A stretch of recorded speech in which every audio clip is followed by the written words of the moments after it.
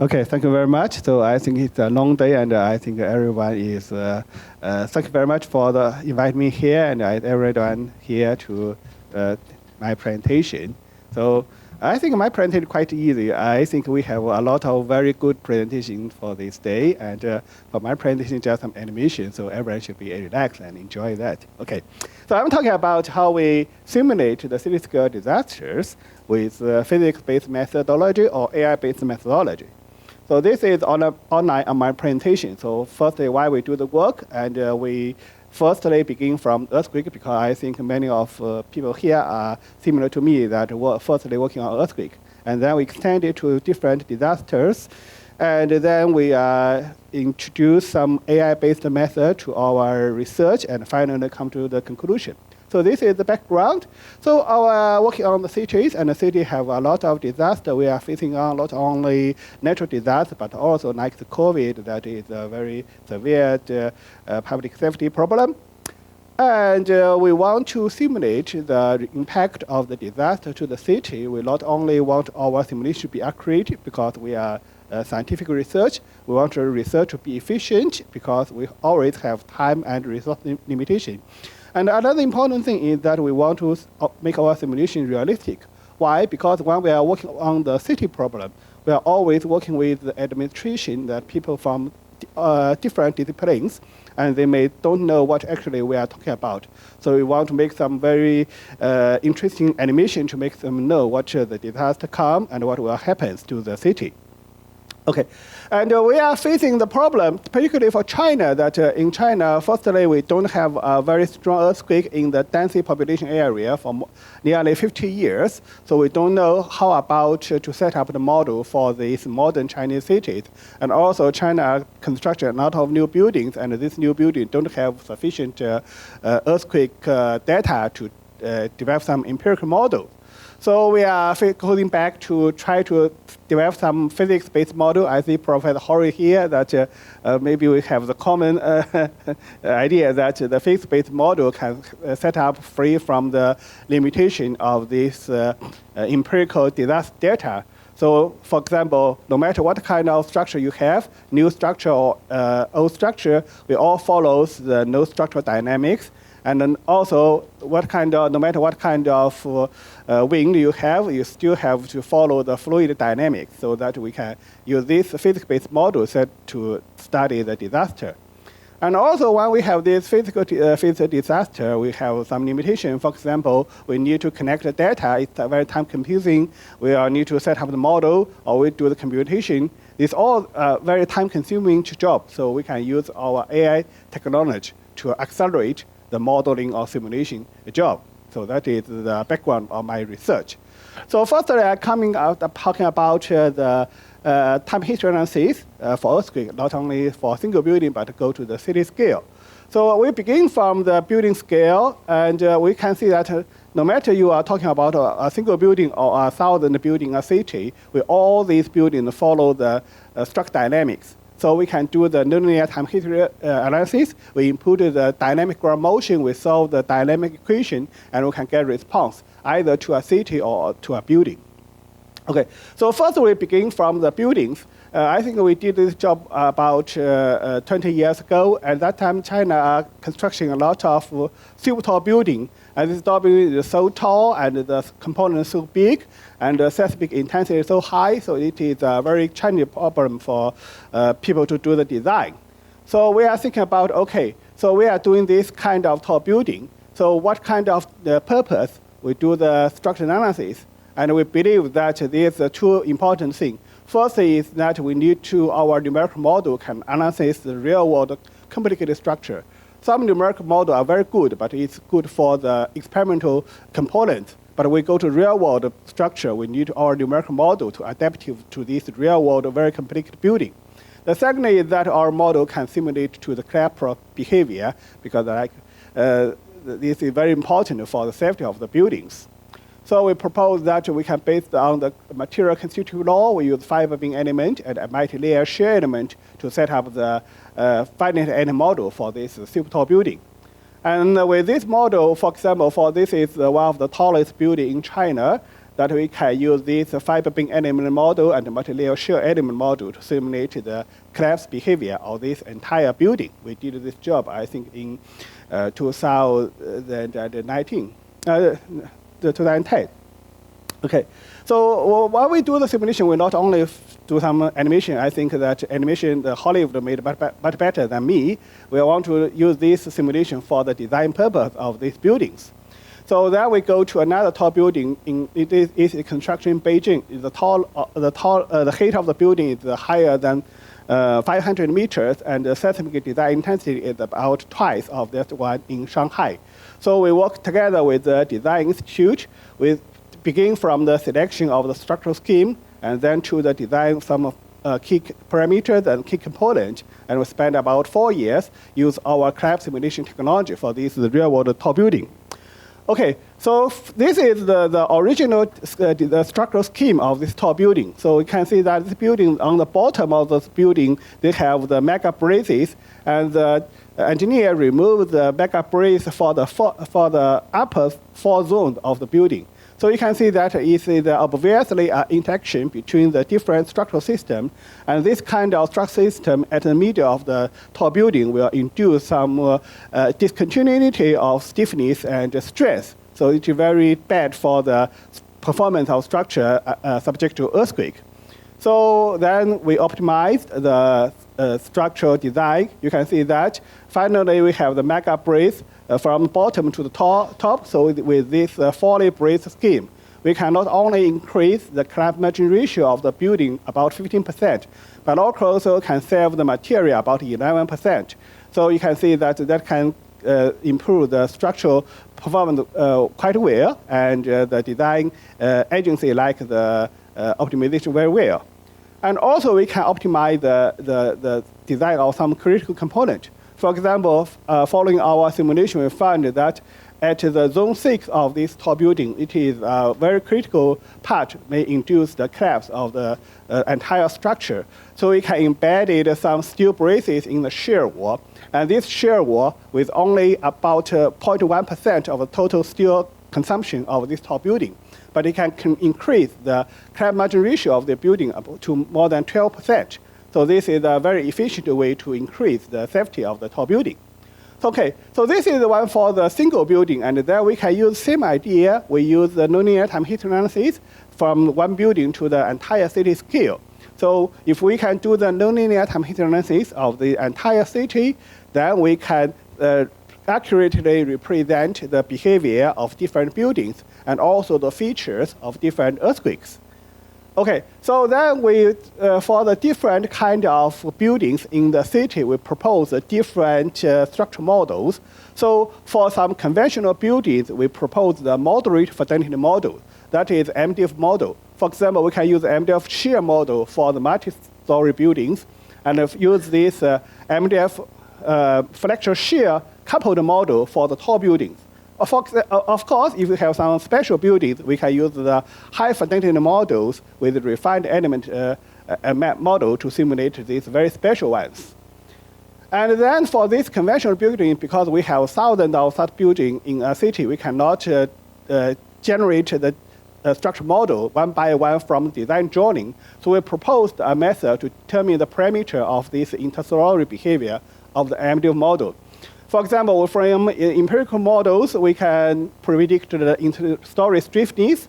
We can, from the design code, to predict the design strength of the interstory behavior, and we can connect a lot of test data to predict the actual strength and the actual ductility of this MDF model.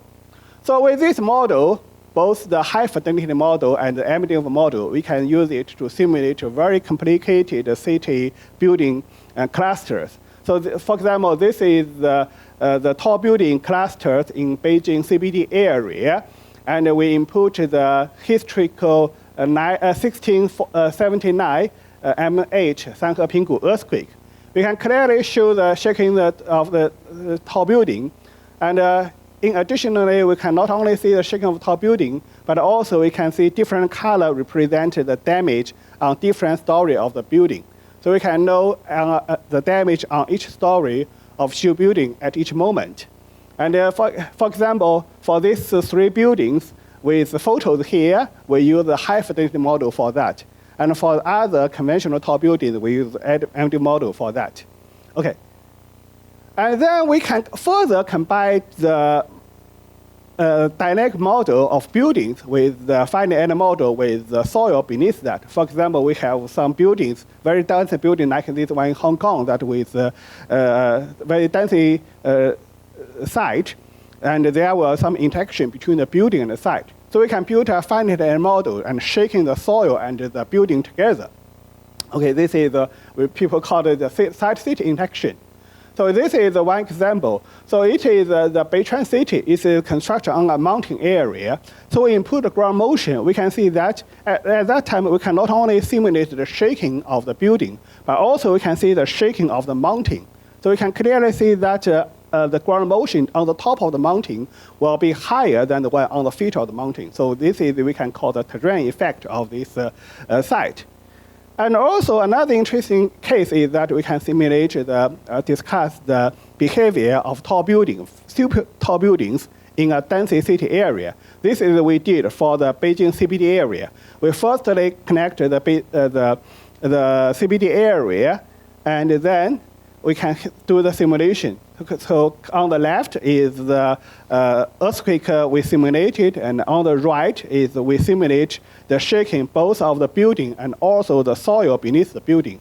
And the contour on the right figure is the the stress wave generated by the reaction force of the tall building.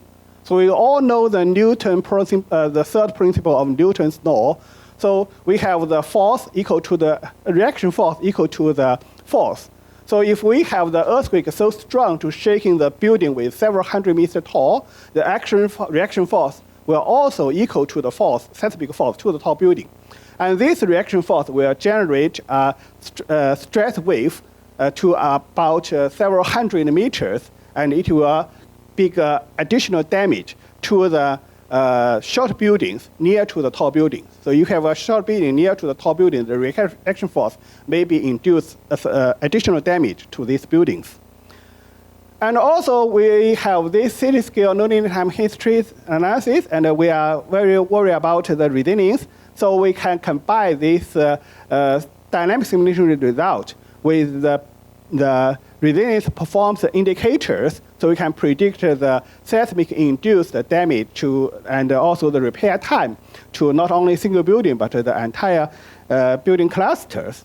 For example, firstly, we can do it from single building, so we can combine the building information model together like some resilience code like FEMA P58. So we can clearly know the damage to different components, and we can go inside to say, okay, which building, which damage how much damage to the different component, how long time it will be repaired.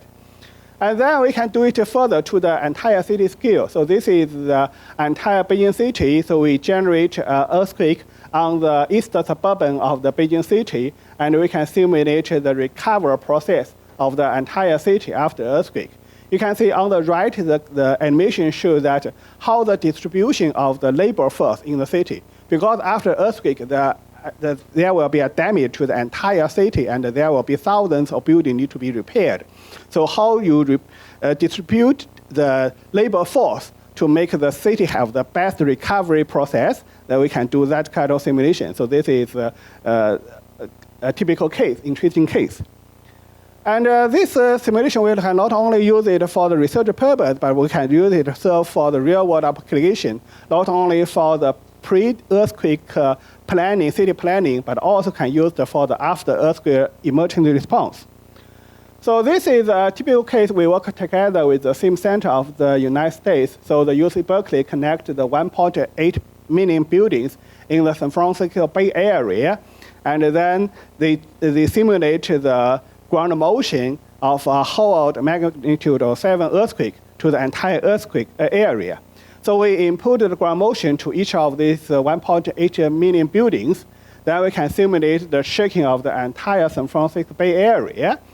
And we can not only see the shaking, but also we can see the seismic induced loss to different buildings, and also see calculate the repair time of different buildings. So we can get a better view of the entire resilience of this city area. And also we can use it for some interesting secondary disaster. This is a typical case. For example, this is for the falling debris in the earthquake. So on the left is a video taken from Mexico City. You can see the building is okay, but there's a event falling down and may kill people. And on the right, this is the animation taken in Japan after the Tohoku earthquake. People are running out of the building, but the falling debris falling down, it will induce damage. But how to calculate such behavior of the falling debris? It is a very big problem, and there's no good method to do that.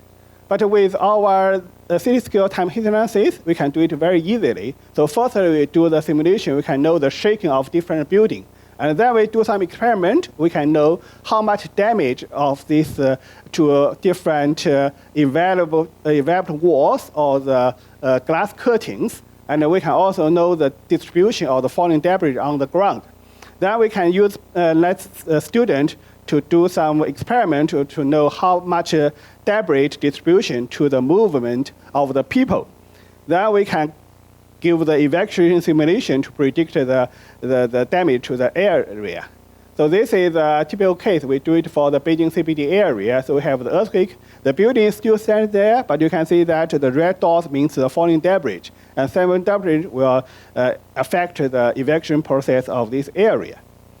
And we can clearly see that on the top, you can see that we use this falling debris. We can know how much area will be covered by this falling debris. And then we can set up a better sheltering place or better evacuation routine.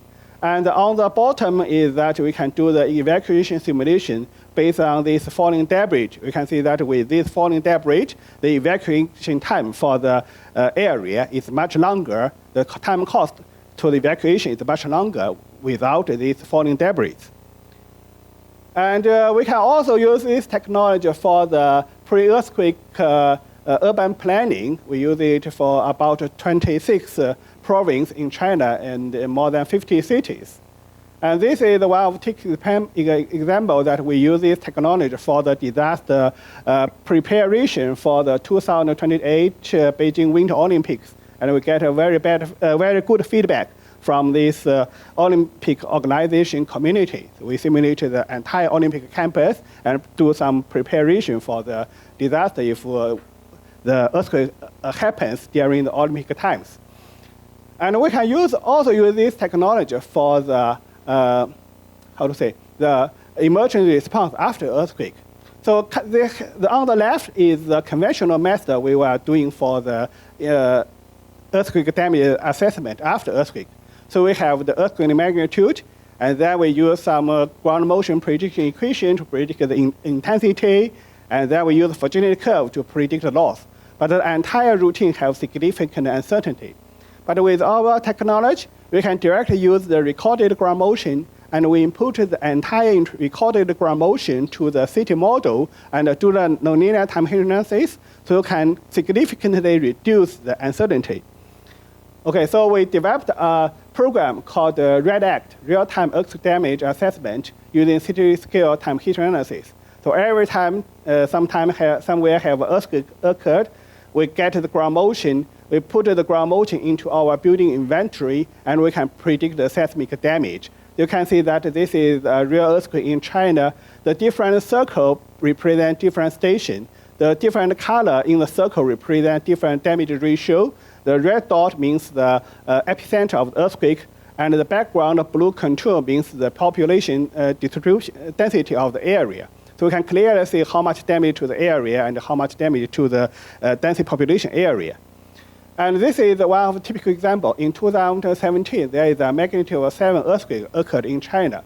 So some agencies use the conventional way to predict this earthquake and said, okay, there will be tens of thousands buildings will collapse. So when this report submit to the central government, this raise a very big alert. So because there will be a very severe consequence. And at the same time, we also use our method to do the prediction and say, okay, this earthquake will have a very small possibility of building collapse. So you can see these two totally different results after the earthquake. One agency said, okay, there will be tens of thousands of buildings will collapse. And we said, okay, there are very small possibility of collapse. So at that time, we have a lot of debate which one will be correct. And after 1 month, there is a site investigation report. So there's totally about 73,000 buildings are damaged, but only 6 buildings collapsed. So our result is quite well with the actual damage. So that we get a lot of credit from this event.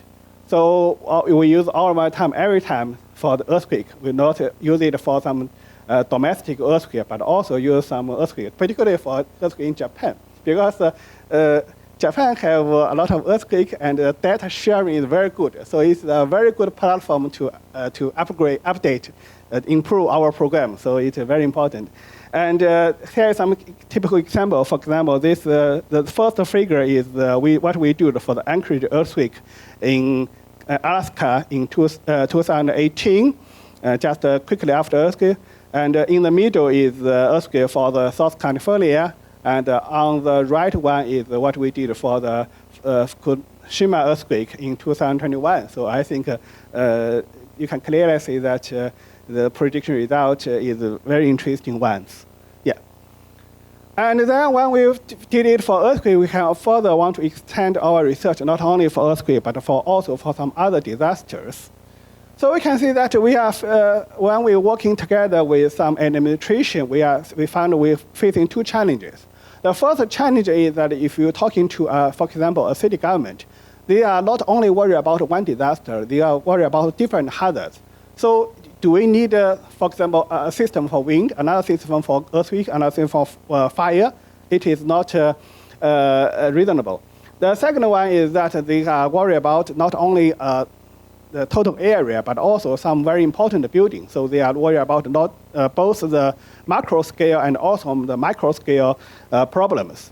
So we can say, okay, maybe we can build we call it a city information model that we combine the GIS model and the building information model together. So the GIS model for the entire area and the building information model for some critical buildings.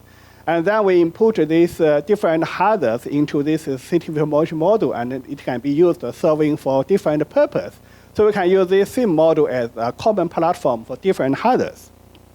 Okay, so firstly, we begin from our Tsinghua University campus. So we set up the city information model for the entire campus, and also the building information model for some very special buildings.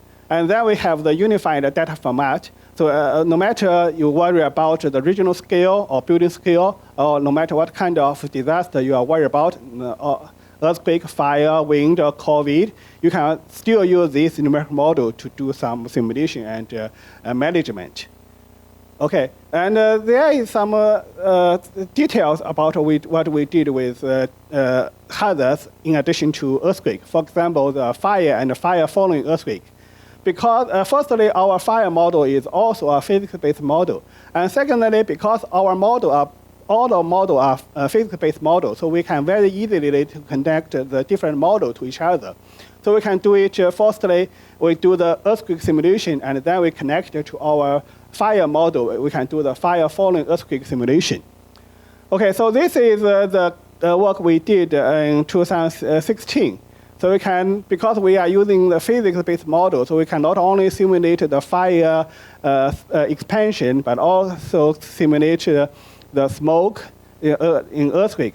So this is, at that time, we don't have a good case. We can just show, okay, on the right is the fire following earthquake after Kobe earthquake, and this is on the left is our simulation. It looks similar to each other. And then we are lucky that there's this morning said about a Noto earthquake last year. So on the left is our simulated burning area. On the right is our simulated burning area with the actual burning area. So we found actually they are quite close to each other. The important thing how we can do the simulation is that because we are physics-based models, so we can put the weather condition into that, so we can make the simulation much better. And this technology also used for the real-world case. So this is what we are planning for the second administration of the Beijing city.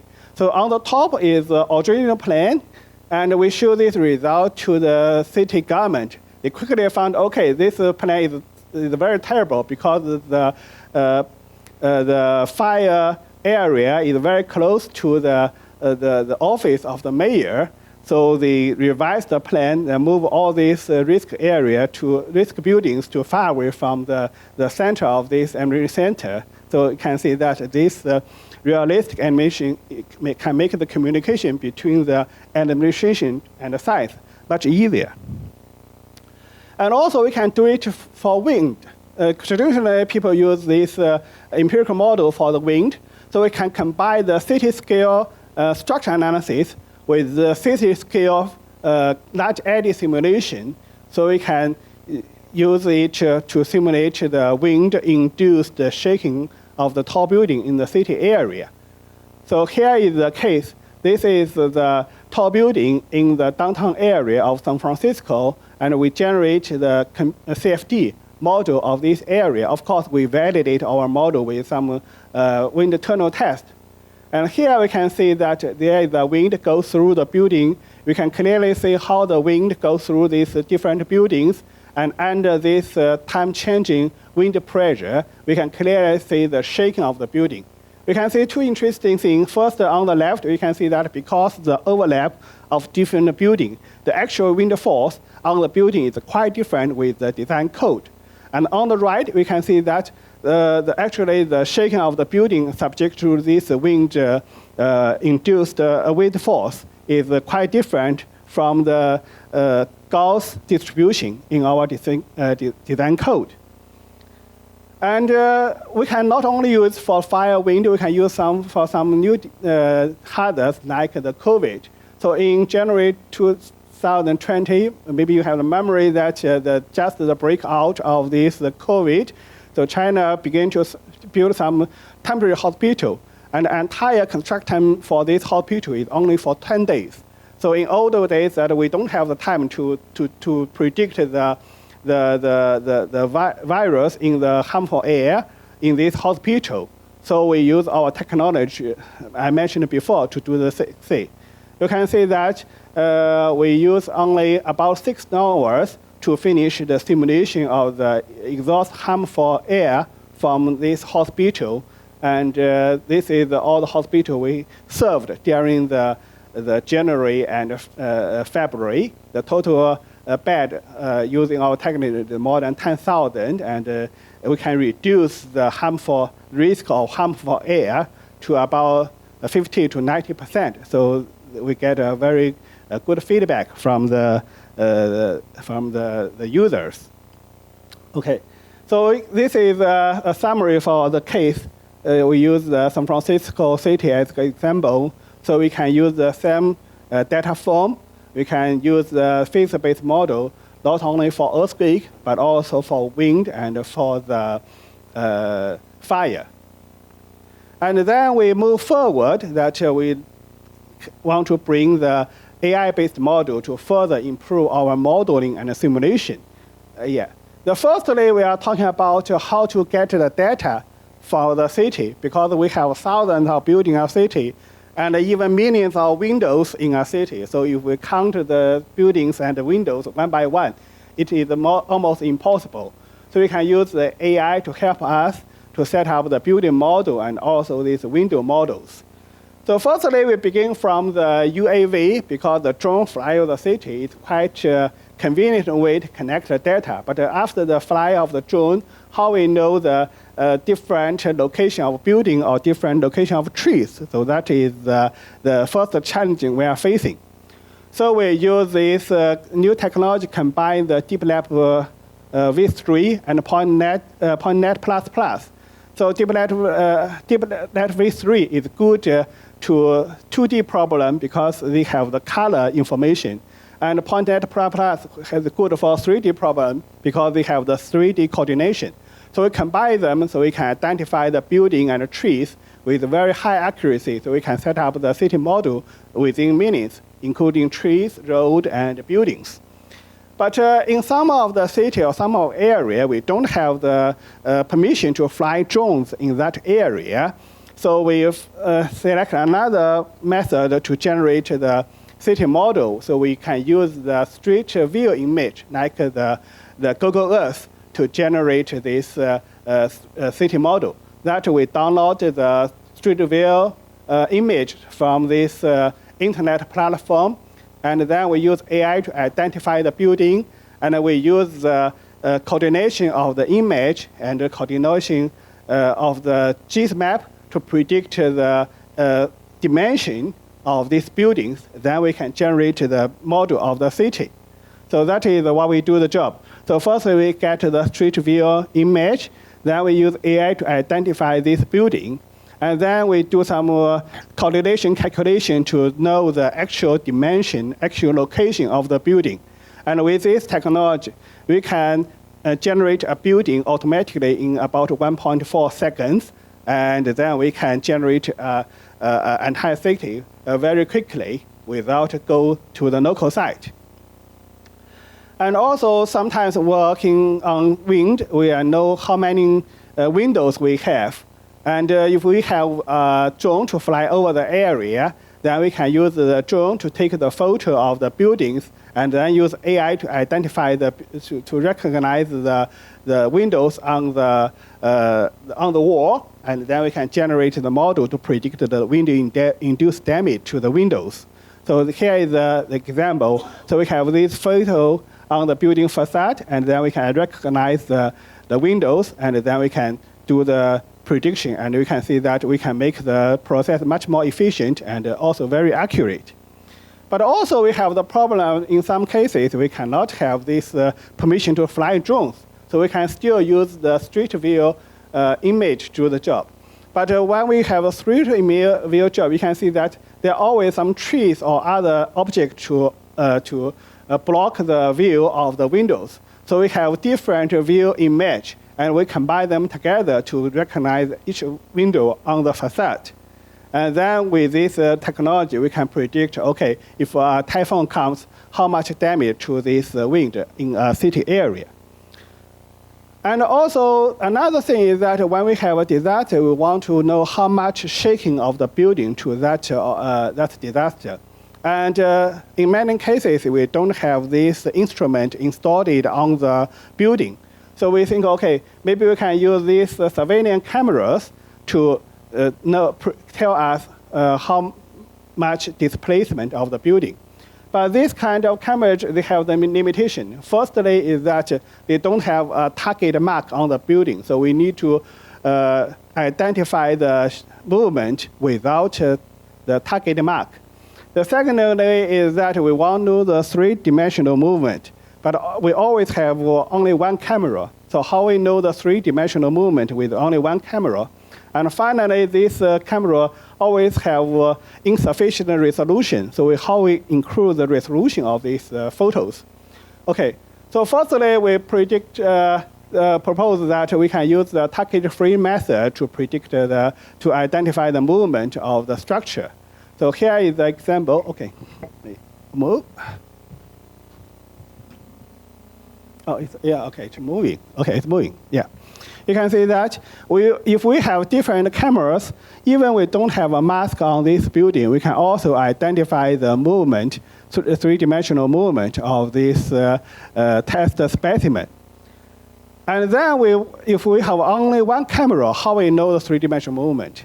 But you can see that this is a very famous e-defense animation.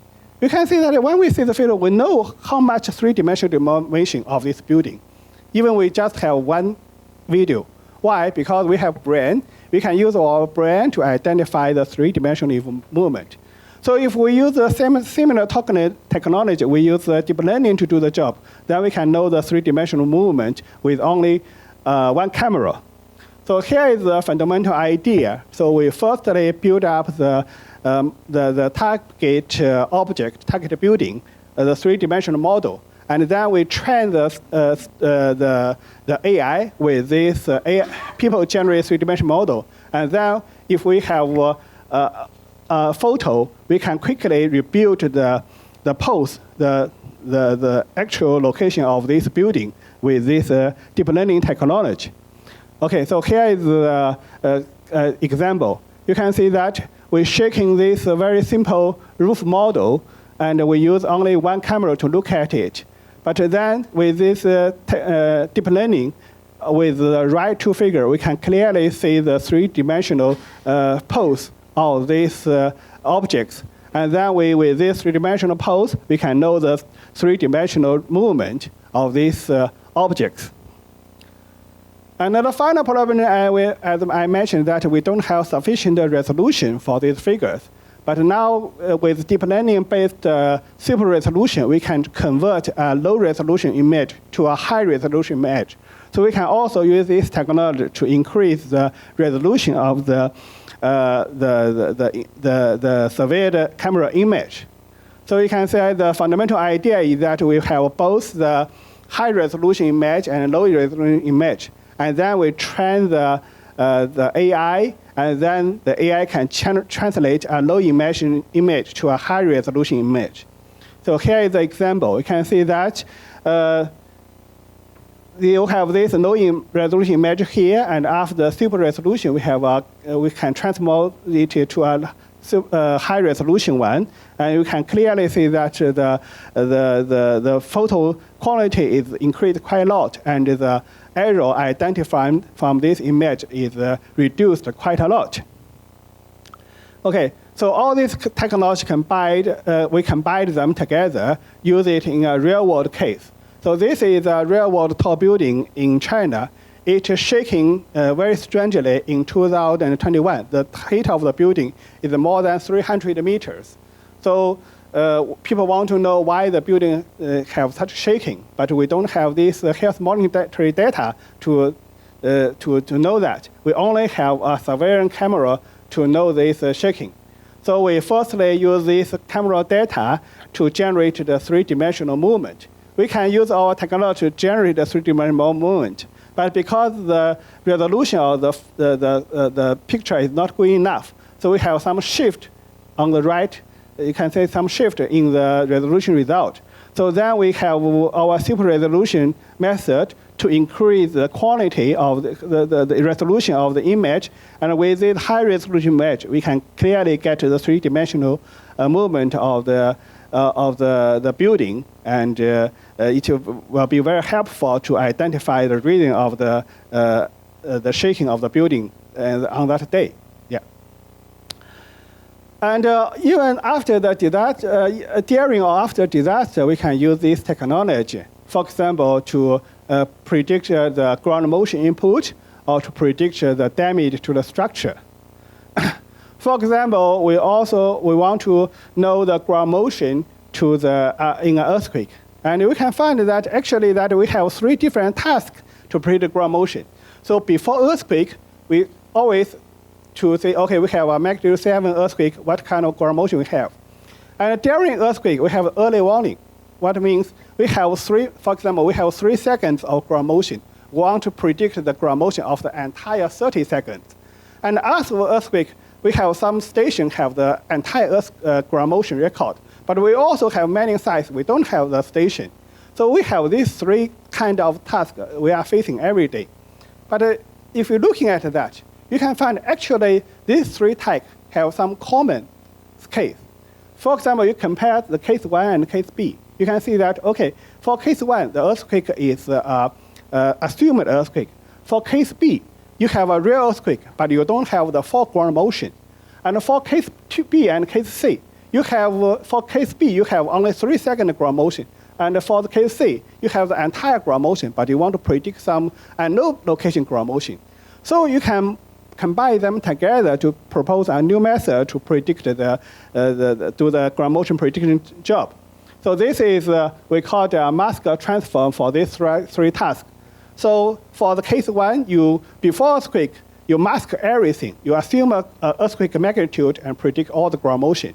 And for task B, you have the earthquake. You have the 3 seconds of ground motion. You know that. And then use this one to predict the left 30 seconds of ground motion. And for task C, you know all the epicenter earthquake and the ground motion. You predict some other location. So you can combine them together to generate, and we call it a quick transfer to do the ground motion prediction.